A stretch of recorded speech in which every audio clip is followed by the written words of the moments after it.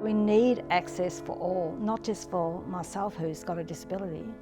I mean, you've got mums who've got prams, you've got ageing people, they've got walking frames. You know, this isn't just for people with disability. This is for everybody. I think a lot of the things that we're looking to actually create change in, that we might be building something or changing a policy, it's actually going to come from the people that are experiencing this. And that's not to say that there's just one subsection of community that is experiencing this. This is about everyone being able to sort of have a stake in helping change Geelong.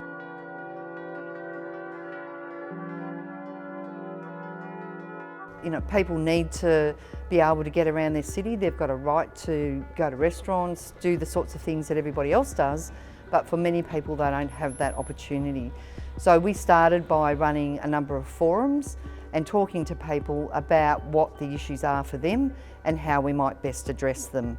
And then we moved into getting the funding for the research that is about to be launched. Well, this was a feasibility study that asked the people of Geelong what would it take to make their city accessible and inclusive against global benchmarking. In other words, a world-leading accessible and inclusive city.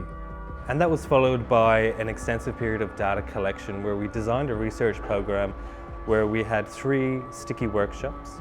What we used Sticky for in the Accessible and Inclusive Geelong project was bringing a whole diverse range of stakeholders together, local government, service providers, people with lived experience of all kinds of abilities, community groups, to have a think about how do we really achieve a vision where Geelong is a world-class accessible and inclusive city. All those general theories, principles, etc. that we talked about all came together in those conversations, and we really brainstormed together, if we're going to be serious about this, if we're going to see meaningful change in Geelong, what does it look like? What are the things that we need to think about? How are they connected to one another? One of the things I'll highlight here is that diversity in the room is so important. If you get a bunch of people that have the exact same perspective, they're not going to come up with new creative ideas, and you're not going to challenge the way that we think about things and the way things move forward. You want a really diverse room who can really share all sorts of perspectives from all sorts of different angles so we can get a holistic view of what the most important things are for us to be thinking about. When I first sat down in the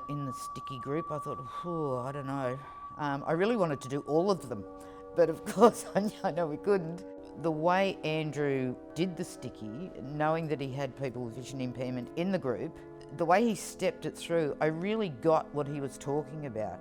So I didn't miss out on any of it, and the way he was taking the input, putting it through on the whiteboard or wherever he put it, I really understood what he was talking about. So through the Sticky workshops, we actually came up with 119 actions. And out of them, there were a number of priority actions that we ran through our own analysis.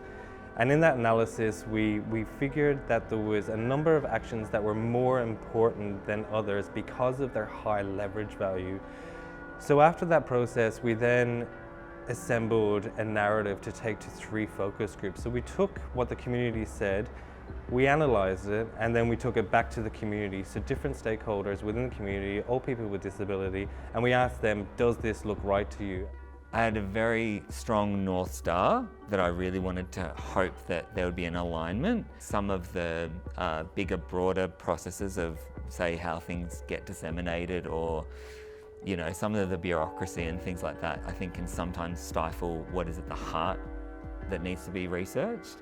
But I think what really has actually happened as a trajectory has been that the research truly actually has listened, and now through the workshops and the style of that, actually been able to gauge probably the most meaningful thing, which is I think about a collaboration, a partnership of community and research to create these changes, but it's been listened to and actually now implemented. There's clear priorities for action and recommendations in the report, right from the planning regulations. The planning framework needs to build an inclusive perspective to it, adopt universal design principles right across the city, and then building the awareness was one of the key themes that came out both broadly in the community but with major stakeholders like employers, giving them the confidence to actually employ people with disability. I think there's a great commitment to the process. I think it has to be driven and led by the community. That co-design is so important to the results of this research. We came up with around 45 recommendations, actions and principles focusing on the lived experience of people with disabilities. So the task that lies ahead, in one sense, is really quite simple. It's correcting some of the ills and wrongs that have been neglected for some time already. And then we have this bigger task where we have these high leverage point tasks and actions that we think, and that the community thinks, can unlock a whole bunch of really positive aspects for access and inclusion in Geelong. We can all talk the talk, but now it's about walking the talk. You know, it's actually taking it right through, and then eventually, once we've walked the talk for long enough, we can all walk the walk or roll the roll, whatever, however you're going to do it, you're going to do it, but we'll all do it sort of arm in arm.